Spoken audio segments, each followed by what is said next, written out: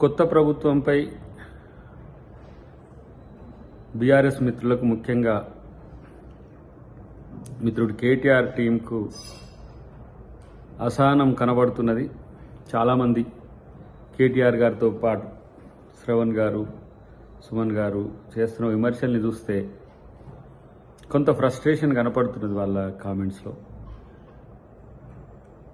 ఇప్పటికిప్పుడే ప్రభుత్వం అన్ని సమస్యలు పరిష్కరించాలి ఈ క్షణానికి అన్నట్టుగా వాళ్ళ ఆతృత చూస్తే ఒకంత నవ్వు వస్తున్నది. ప్రత్యేకించి ప్రభుత్వంగా కాంగ్రెస్ పార్టీ మీకు చెబుతున్న అంశం ప్రధానమైనది రైతులకు సంక్రాంతి కానుకగా రైతు భరోసా, ఇటు మహాలక్ష్మి పథకాలకు సంబంధించిన అంశాల్లో ప్రభుత్వం విధి విధానాలు తయారు చేస్తున్న పరిస్థితిని గమనించాల్సిందిగా కోరుతూనే, విమర్శలు చేయడమే పనిగా బీఆర్ఎస్, లేదంటే ఆధారాలు లేని, లేదంటే ఇంకా చెప్పాలంటే కొంత అక్కసుతో చేస్తున్న కామెంట్స్ ప్రజల ముందు బీఆర్ఎస్ నాయకులను ముద్దాయిలుగా చేస్తున్న అంశం గమనించాల్సిందిగా కోరుతున్నాం.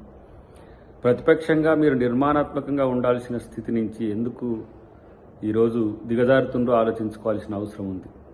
కాంగ్రెస్ ప్రభుత్వం మీద సభలో కేటీఆర్ గారు కానీ, హరీష్ రావు గారు కానీ స్పందిస్తున్న తీరు చూస్తున్నాం.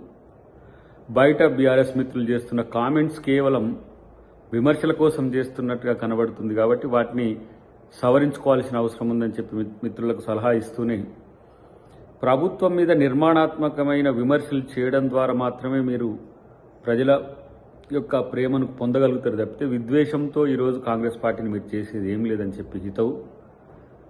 అన్నిటికంటే ముఖ్యంగా కాంగ్రెస్ 6 గ్యారంటీల పథకాలను ప్రజల్లోకి వెళ్ళడాన్ని జీర్ణించుకోలేకనే 420 హామీలని చెప్పేసి 420 వేషాలు వేసే ప్రయత్నం చేసిండ్రు. నెల రోజుల్లోనే అన్నీ పూర్తి కావాలని చెప్తున్న వాళ్ళకు డెఫినెట్గా అన్నీ పూర్తి చేసే ప్రభుత్వంగా కాంగ్రెస్ పార్టీ ఉంటుంది. ప్రత్యేకించి ఇలా యువకులకు సంబంధించి కానీ, నిరుద్యోగులకు సంబంధించి కానీ ఈ నెలలోనే తీపి కబురు ఉంటుంది.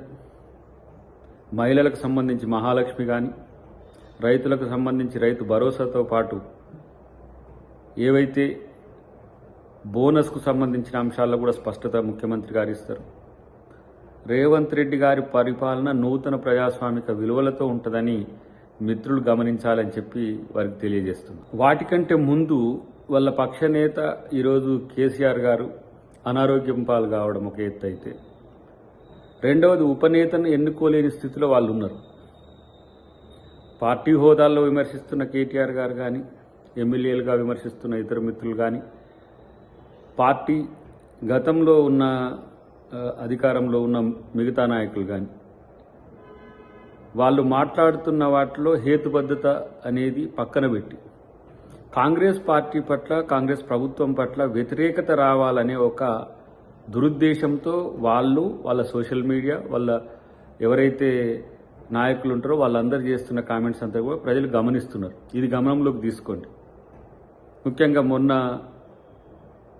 జరిగిన పరిణామాలన్నీ కూడా గమనించిన తర్వాత వరుసగా ఒకరోజు శ్రవణ్ గారు తెర మీదకి వస్తే, ఒకరోజు సుమన్ గారు తెర మీదకి వస్తే, ఇంకొక రోజు వస్తారు. మీ అందరు వస్తారని మాకు తెలుసు. ఎందుకంటే ఆ అంచనా లేకుండానే ప్రభుత్వం ఏం లేదు.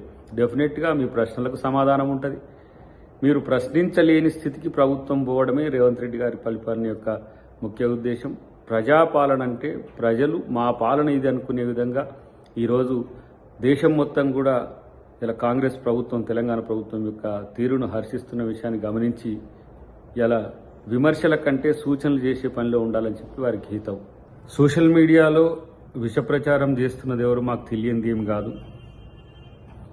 ఆర్టీసీకి మహిళలకు ఉచిత ప్రయాణం ఇస్తే ఆటో డ్రైవర్లను రెచ్చగొడుతున్నది ఎవరో, రైతు బంధు విషయంలో రాఘవ కన్స్ట్రక్షన్స్కు వెళ్తున్నాయని చెప్పి ప్రచారం చేస్తున్నది ఎవరో, లేదంటే ఇలా రేవంత్ రెడ్డి గారి సోదరుల మీద అధికారిక కార్యక్రమాల్లో పాల్గొంటున్నారని ట్రోల్ చేసేది ఎవరో తెలియని విషయం ఏం కాదు.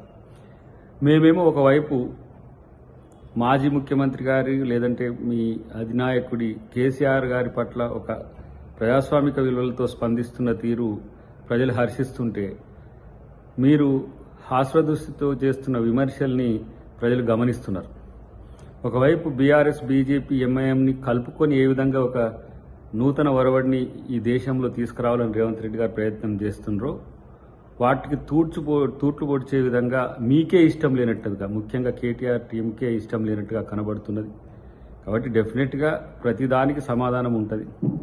విమర్శల్లో ఈరోజు సహేతుకత లేని విషయాన్ని గమనించినాకనే ఈ సానుభూతి ఒక స్టేట్మెంట్ ఇవ్వాల్సిన పరిస్థితి వచ్చిందని చెప్పి తెలియజేస్తున్న మిత్రులు, సమయంతో ఓపికతో ముందుకు పోవాల్సిన అవసరం ఉంది.